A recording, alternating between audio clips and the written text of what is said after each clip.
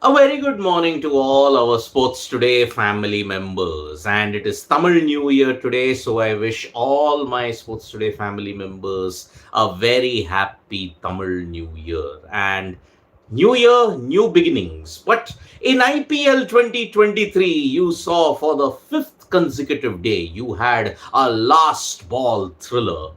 Gujarat Titans versus Punjab Kings in their chase of 153. Gujarat Titans kind of huffed and puffed their way because their middle order did not fire. But Rahul Tewatia, or I would like to call him AB Tewatia, he is a man who is absolutely ice cool under pressure. There is a very popular meme floating around that with Rahul Tewatia just smiling and asking, pressure? What is this pressure that you are talking about? Because with 4 runs needed of 2 balls, AB Tewatia ensured that he just paddled Sam Curran for a boundary, and that is how they won the match in a very close way, but with just 1 ball to spare. So, about Rahul Tewatia, let us talk more about him because he seems to be making a habit of hurting Punjab on a regular basis. Look at the encounters in the last 3 years that Rahul Tewatia has had against Punjab. 53 needed of 18 balls and he hits 5 sixes of Sheldon Cottrell. It effectively ends his career. In Sharjah, we saw Rahul Tewatia do what Rinku Singh had done. Although Rinku Singh did it in the final over, Rahul Tewatia did it about 2 overs before that. Then in 2022, against Punjab Kings, they needed 12 runs of 2 balls. Odin Smith was bowling. A Jamaican and a Jamaican. In this case, Rahul Tewatia launched 2 massive sixes of the last 2 balls, and Gujarat Titans won an epic encounter.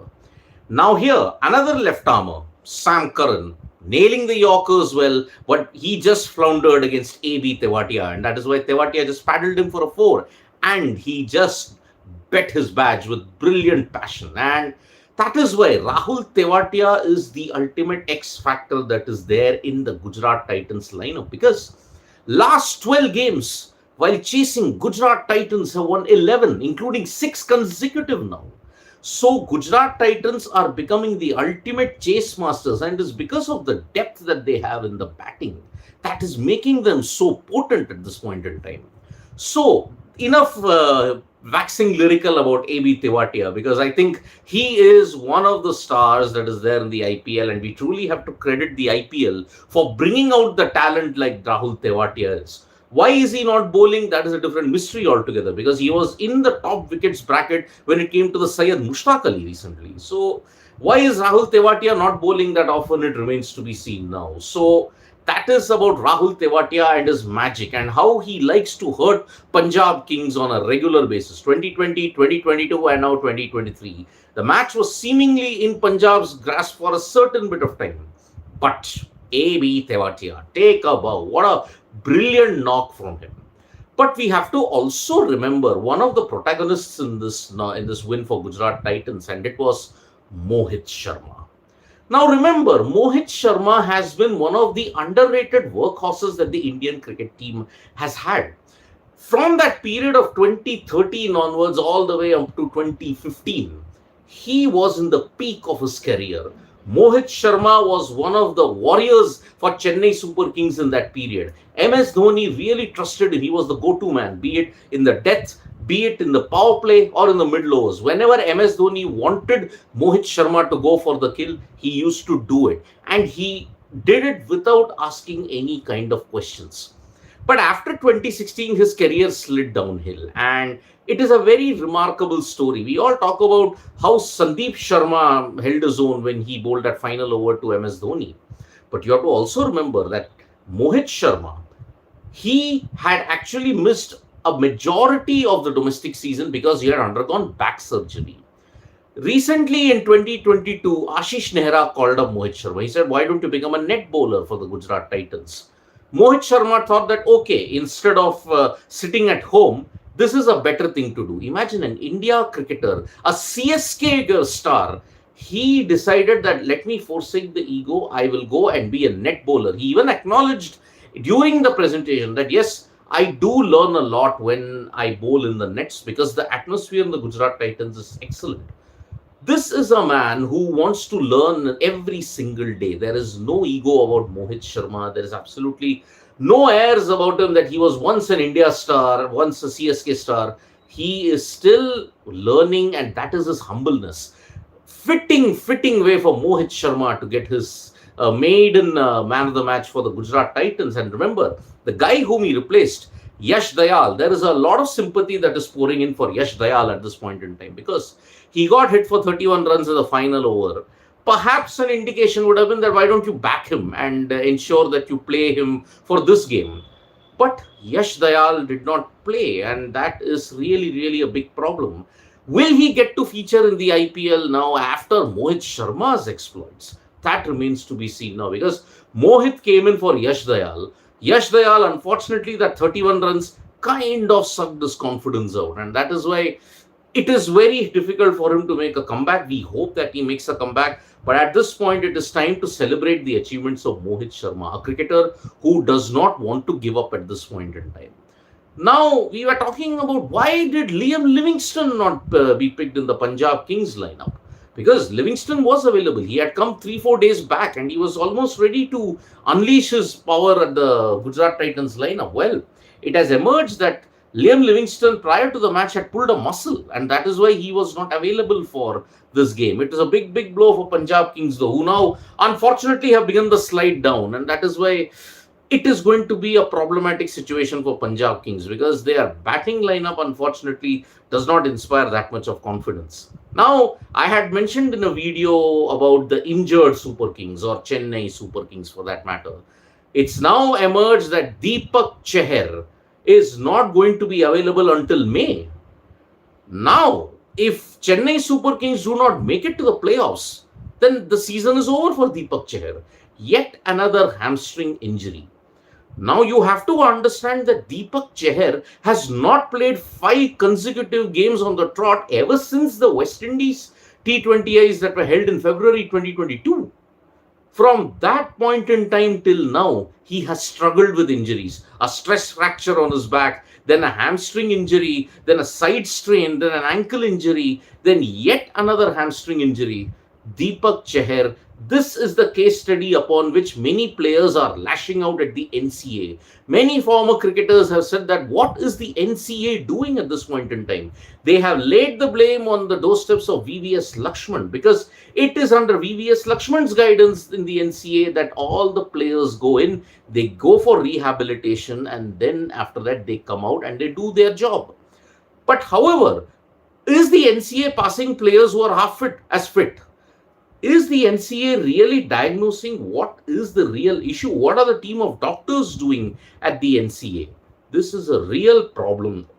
And Deepak Chahar, because of the injuries that he sustained and because of the amount of time that he spent on the sidelines, an India comeback looks a lot more difficult for him now. Because if he breaks down again, then Rohit Sharma's frustration is justified that we can't have players who are half fit. And if they break down the middle of the tournament, for example, if somebody breaks down the middle of the World Cup, what do you do? This is a major problem that the NCA has to address. And Deepak Chahar, unfortunately, may not play until May. This is a huge issue. On the other hand, we have also got an update that Ben Stokes will not be available for the next 3 games. So as far as impact goes for CSK, when it comes to 16.25 crores, Ben Stokes unfortunately is not lived up to the billing, at least for now. Maybe when he comes back in the remainder of the games, maybe at that time he can ensure that he can give his worth for CSK because they need Ben Stokes heading into the fag end of the tournament.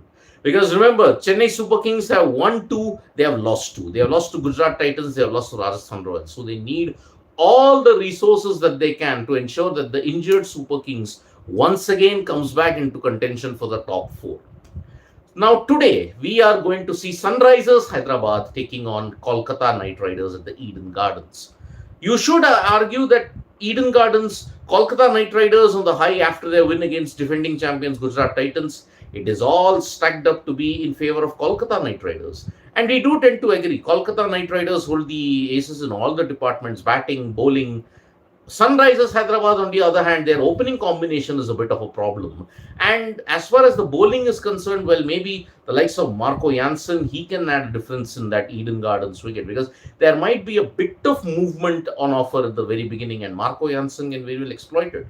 It may be a close game, but if you look at it, it is 70-30 in favor of the Kolkata Knight Riders at this point in time.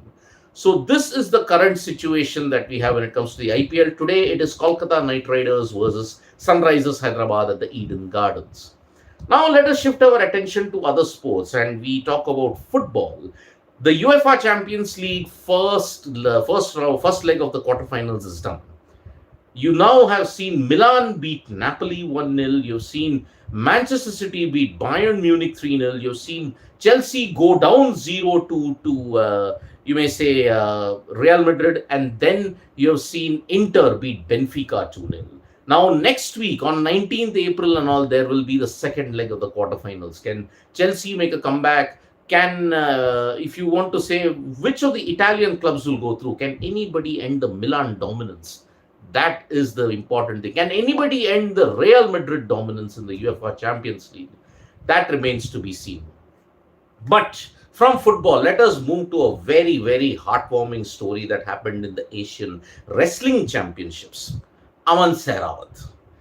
Aman Sehrawat is an under 23 champion from India, and he was an orphan. When he was an orphan, his uncles used to take him to the Chhatrasal Stadium, and that is how he used to bide his time, by seeing the wrestlers and then taking up a career in wrestling. Today, just about last night, Aman Sehrawat managed to create history by winning the gold medal in the Asian Wrestling Championships in the 57 kilo category. I will be doing a special video on who is Aman Sehrawat, the gold medal winner who has won the Asian Wrestling Championships. It's a very, very touching story from Aman Sehrawat. And it continues to show that India's wrestling depth is very deep indeed. They may be missing star players. We don't think that many of the star players might even make it to the Asian Games or for the Olympics because of the ongoing standoff between the WFI and the wrestlers at this point in time. But Aman Sehrawat has shown that India's wrestling depth is deep, and it is a brilliant tribute to him. Congratulations to Aman Sehrawat for winning the gold in the 57 kilo category in the Asian Wrestling Championships. And we finally end the morning wrap with the World Chess Championship. After 4 games, it is 2-2. Ding Liren, who was trailing 1-2 in the heading into the 4th game, he managed to capitalize on a slip up by Jan Nepomniachtchi, and that is why it is 2-2 now after 4 games in the World Chess Championships. Can this championship now reach a very decisive stage? Because both players have been fantastic, to say the least. There have been some new openings. There has been excellent preparation from both. One hopes that we can really, really see these two players go for it for the World Chess Championship. And oh, by the way, what is Magnus Carlsen doing? Well, reports have emerged that he is into poker.